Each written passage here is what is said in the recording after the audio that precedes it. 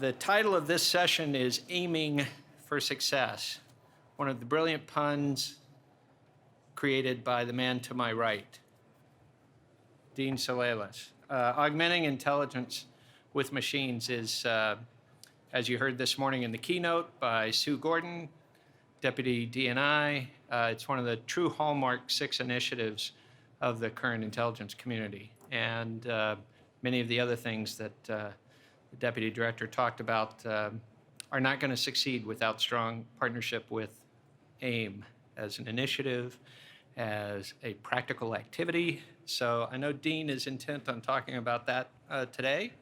And I have a few questions, but we're also soliciting yours. So please, you'll see people with index cards offer those. We're also fortunate, though, to have a quote-unquote outsider, Dr. Anthony Scriffignano, who is the chief data scientist at Dun & Bradstreet. One of the efforts of the community and of USGIF is to entertain help and advice and technical and practical leadership and new ideas and new directions from non-traditional partners. And while Dun & Bradstreet has been a great data partner to many of the intelligence agencies, I think it's extremely important as we embark in new directions on AI and ML that we have a close partnership and understanding of where the financial sector is going because of the economic underpinnings that offers throughout the economy and for the national interest. So it's really great to have Anthony here as well. We only have a half hour, so I'm gonna quickly turn it over to each of them to give a few minutes of opening remarks with a kind of view of the horizon from their standpoints. Anthony from Dun & Bradstreet, from that sector, and from outside industry as a whole, as he sees it as a chief data scientist. But first, Dean from ODNI and the intelligence community. Dean? Super. It's working. Excellent. Thank you. Well, thanks everybody for coming. First off, let me see a show of hands. Who here has read the strategy for AIM, Augmenting Intelligence Using Machines? Okay.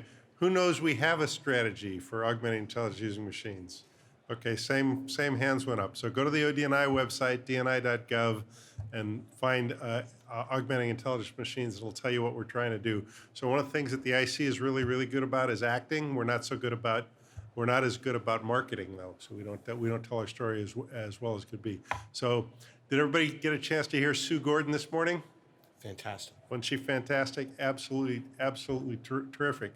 One of the things you might have heard in the middle of her speech is she said, this is the end of GEOINT. She didn't say it quite that way. But what she meant was we got to stop looking at data in these little stovepipes and start integrating data across all of our communities. So when she got confirmed as Principal Deputy Director of National Intelligence, within about a week, I was in her office and she said, help me find a new way for the ODNI to lead. Help me find a new way for us to master the data of the world. She said that the job of intelligence is to see over the horizon enough time to impact the outcome.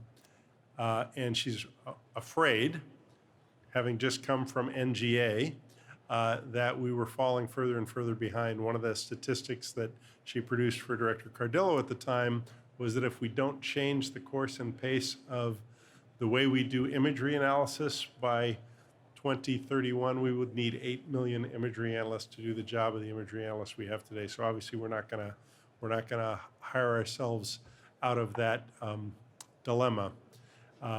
So we collect more data than we can analyze. The world produces more data than we can possibly get our hands on. Cisco Corporation tells us that by 2021, global internet protocol traffic will exceed 3.3 zettabytes per day, 10 to the 21st.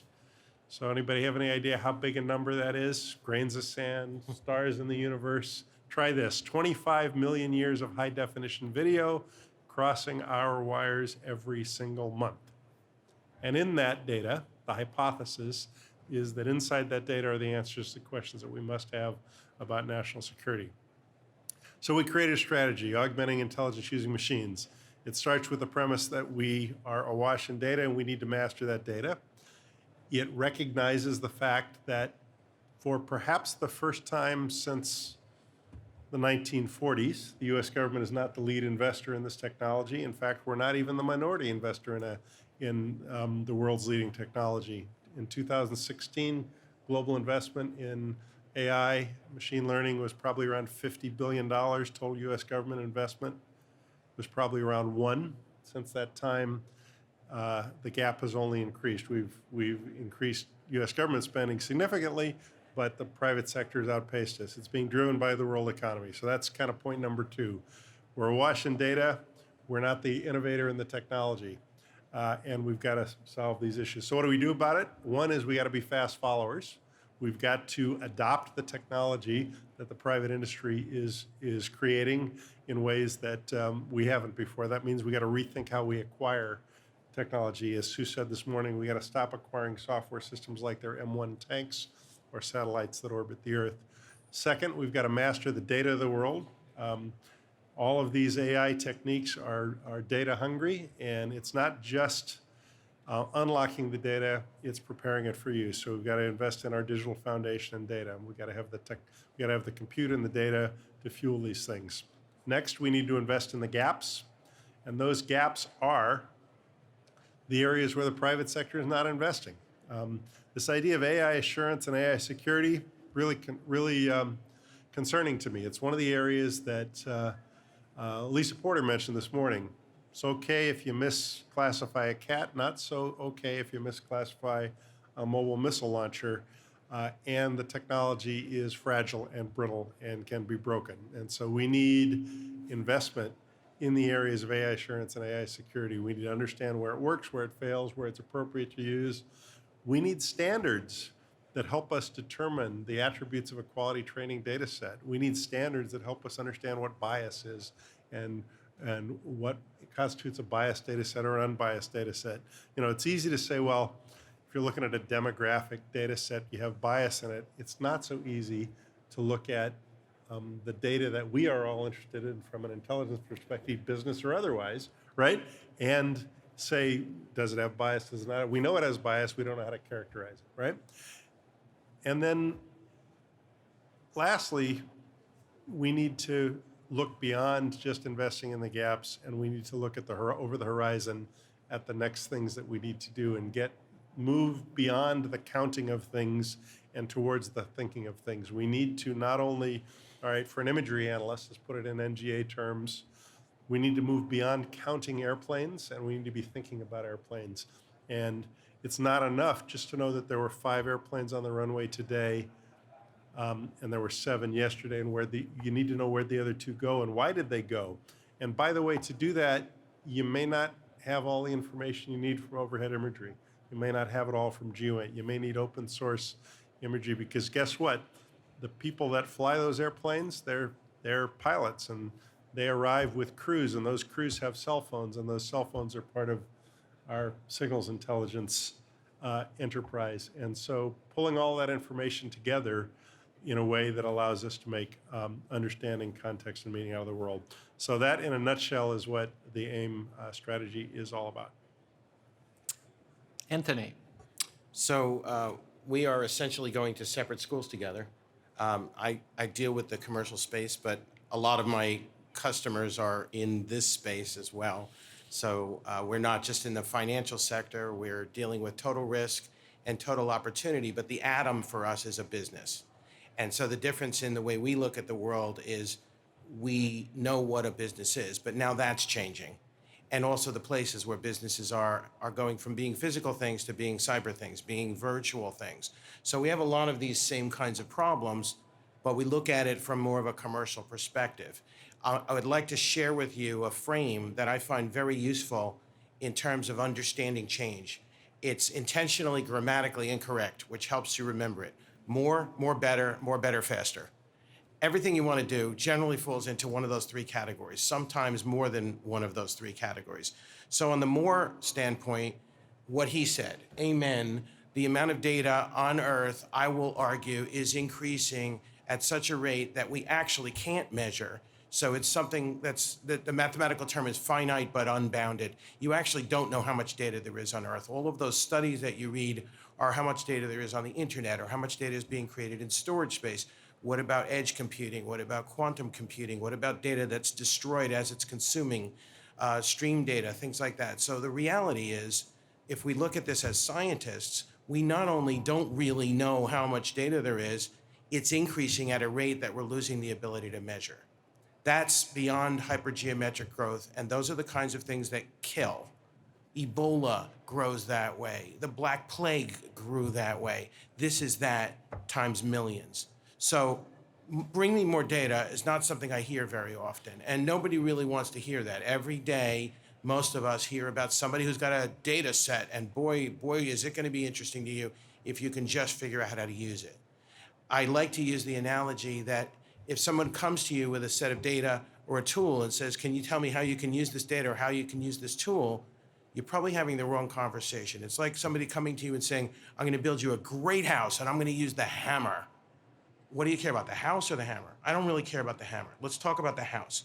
So we have to lead with a question. We have to lead with a problem that we're trying to solve. If we just go out in search of data, we are going to find anything we go looking for. If you think something's true, there's enough data out there to prove it. That doesn't make it right, which gets me from more to more better.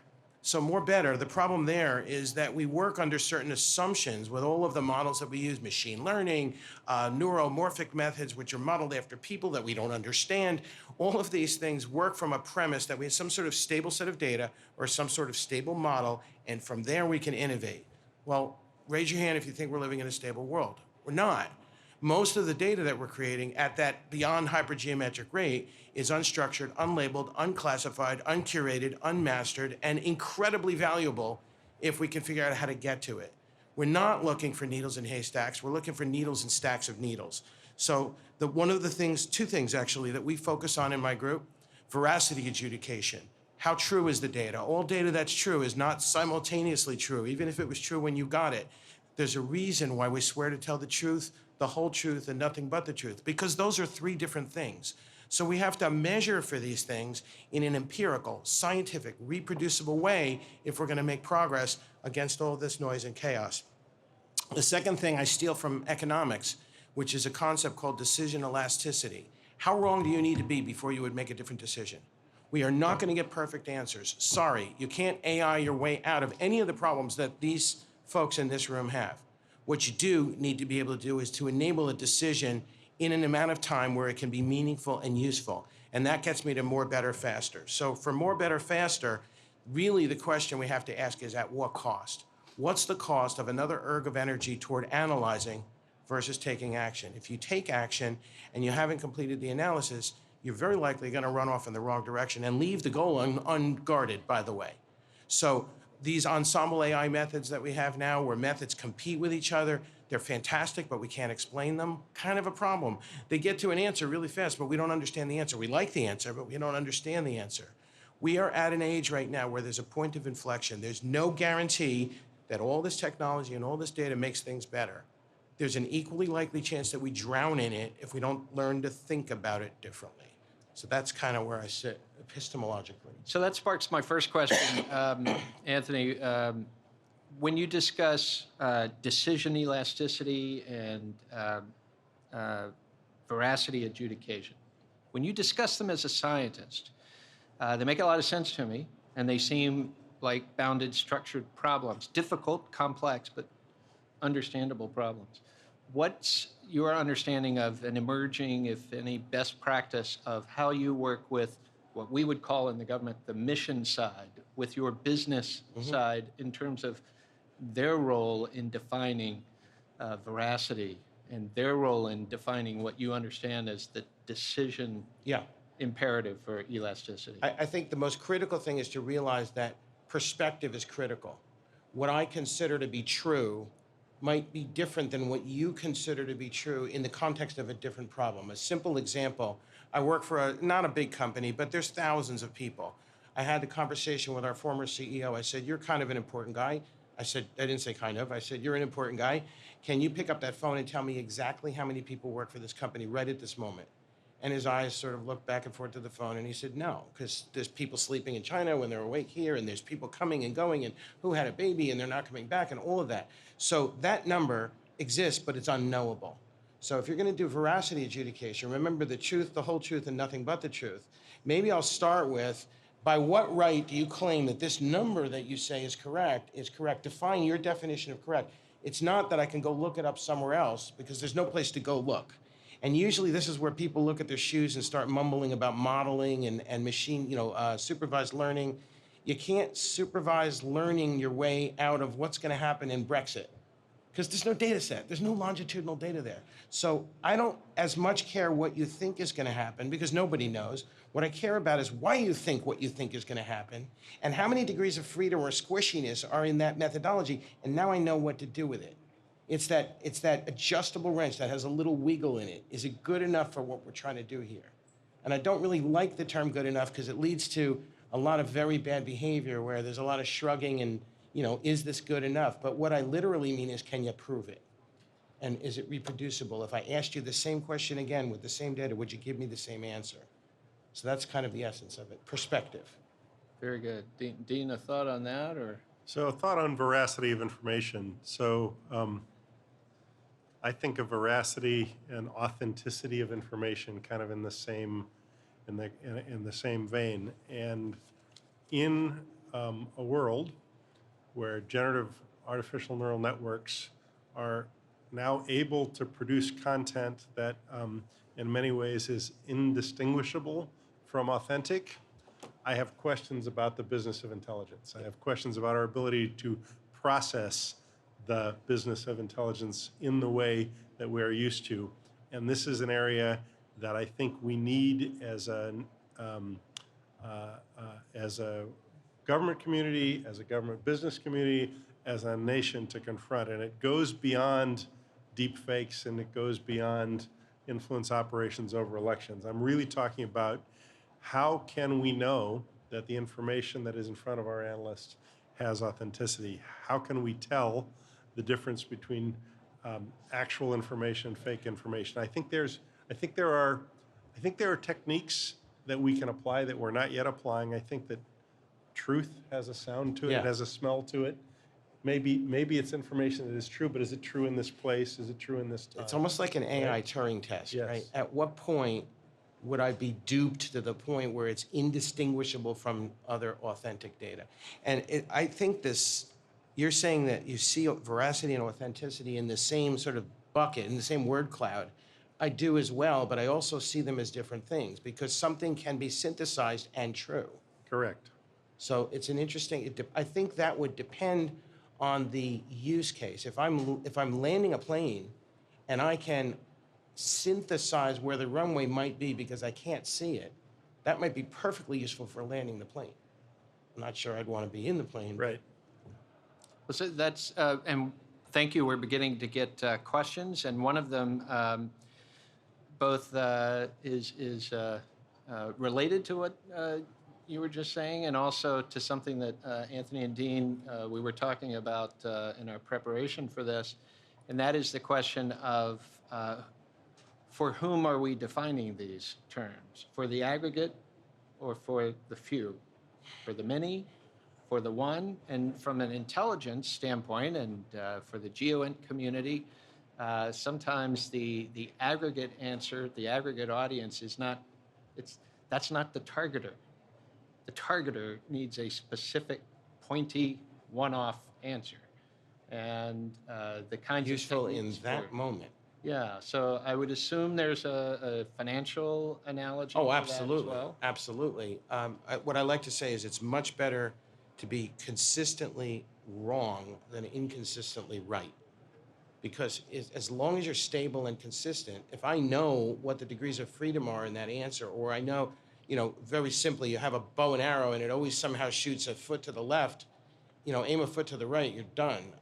If sometimes the arrow explodes, I'm not sure I want to touch that thing. So we need to create processes, whether it's to make a credit decision and by the way, a lot of the things that we do involve bad guys, human trafficking and organized crime, and some of the problems that are problems for the folks in here. So it's not all, kind of boring financial statement, kind of analysis. Is this a bad guy?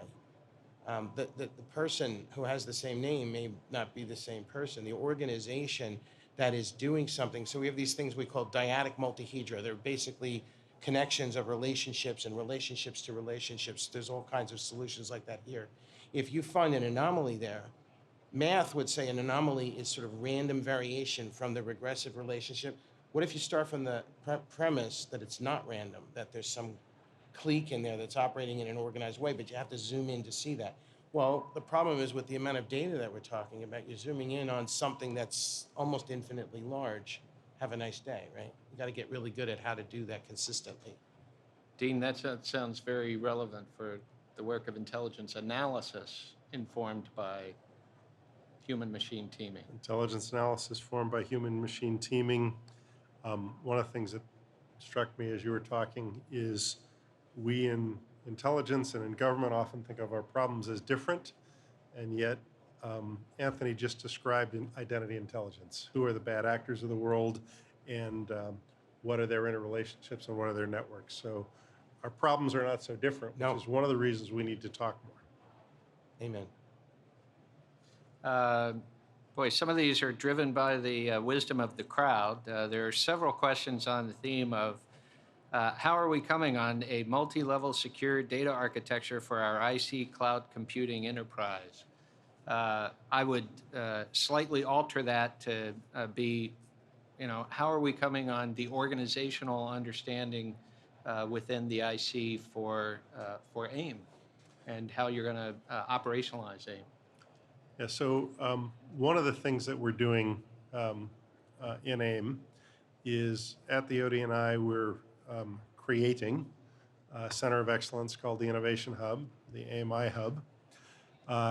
The idea there is to bring together the best that we can muster of the world's experts in AI and machine learning with intelligence officers that have significant mission problems in identity intelligence and long-range indications and warning and authenticity of information in the cyber domain, each paired with significant mission pull, all focused on doing things that no one intelligence agency can do on their own, all requiring the application of new techniques and tools that we have not applied before, and all, if we are successful, will make a transformational difference. I am not Pollyannish about our ability to succeed. On the other hand, we have the endorsement of luminaries like Sue Gordon and the Deputies Committee of the IC and the Executive Committee of the IC. We have the support and endorsement of Congress in our budgets. We have connections to the National AI Commission, to the Office of Science and Technology Policy, the White House, the National Security Commission, and we have great industry partners. That almost begs the question of how do you assemble the army beneath all of that? How do we recruit and retain the best talent for the intelligence community in this area? Anthony, let me reverse that. How do you do it in a hyper-competitive world of trying to find and hire the best data scientists? And why do you presume I'm successful, right? So it's, how would you know? This is a very big problem. So I sit on advisory boards for academic institutions, and their version of the question is, what do we teach today that's going to be relevant in 2 or 3 years when these students graduate? When you're hiring, are you hiring for the problems you have today, the problems you think you have today because you don't have the right understanding, or the problems you think you're going to have by the time the people that come in are useful enough that they understand the ontology and the data and all of the governance requirements and all that? So this is a very, very big problem. One of the challenges that I face is when you get the really good people, getting them is half the battle, keeping them interested and keeping them working on really good, we all have this vision of the, and you can, this isn't an age thing, but you imagine the person that's going to come in and know all that, and you imagine somebody that's pretty mobile and pretty cool and pretty hip, and they know stuff, right? Well, they've probably come out of an environment where data's been conveniently organized for them so that everything they tried eventually worked. That's not what my world looks like. So I've got to be the gnarly old guy that I don't want to be the I can stop you guy, but I'd like to make new mistakes every day, and that's a challenge. So this is, I don't think anybody that claims they got that nailed, they're probably need to look in the mirror. They're probably not as on top of that as they think they are, unless they somehow have a staff of thousands. And if they do, then I would say, how do you actually federate that knowledge and institutionalize it? Because it's so, it's going to move at such a weird rate and so asymmetrically. It's a very big problem today. And I'd say we are all together swimming in the same ocean. We're all going after the same fish. You and your private sector companies are trying to recruit the same people that the government is trying to recruit. We have different pay scales. We have different benefit scales. We have different things that we can offer. We have different missions that we can offer. I think the pool of talent is good. I think we have not yet, between government, private sector, academia, research, national laboratories, cracked the nut on how we pull all those things together. That's one of the things we're going to try and do in the Innovation Hub, is see if we can crack that nut and find new ways to energize the workforce that we have, because us all going after that one newly minted Stanford PhD, that's a loser for everybody, including that Stanford PhD. Amen, amen, amen. And I'll add to that there is learning that's taking place within an organization. You have forgotten more than I will ever know about the world you live in. So if we try to collaborate together, 80% of the effort of pushing that same rock up that same hill is figuring out what the rock is and what the hill is, because we see it differently. We use different words to describe it. The physics is different in your world than my world. Gravity operates differently. So you bring somebody new into your organization, and they could be the next, second coming of, AI, Alan Turing too, right? That's not going to necessarily solve your problem if you can't find a way to integrate them and get that institutional knowledge to move the problem forward. It's not about the person, it's about the problem. Sadly, we have a countdown clock up here, which has 4 seconds on it. So I can't take any more questions. I'd just like you to join me in thanking Anthony and Dean for this presentation. So because I'm at the table and they're not going to chase me off, I want to close. Love it. So there's a lot of hype around artificial intelligence. There's a lot of buzz. There's a lot of bright, shiny metal objects. There's a lot of assumption that it's going to solve every problem that we have. If you heard Lisa Porter this morning, you recognize, and if you're in this space, you recognize that these are not magic bullets. These are algorithms. This is linear algebra. These are multivariate differential equations that give us answers to questions that we may not otherwise be able to answer. But it's not magic. There's a lot of hard work that's left to be done. We absolutely need the national security community, the contractors, the academics, the national laboratories, the government agencies, the DoD, the non-traditional private sector partners to come together in service of this in order to master these technologies of the world. So anyway, I thank you all for coming. I thank you for indulging What's us. the one thing that they could do this afternoon or when they return home to pursue that link if they don't already have it? Well, they need to read the AIM strategy. And the AIM strategy is available, I believe, on the floor. So If only there were copies of it. If handy. only there were if copies. only you could get your own copy. Thanks very much, everybody. All right. Thank you. Thank you.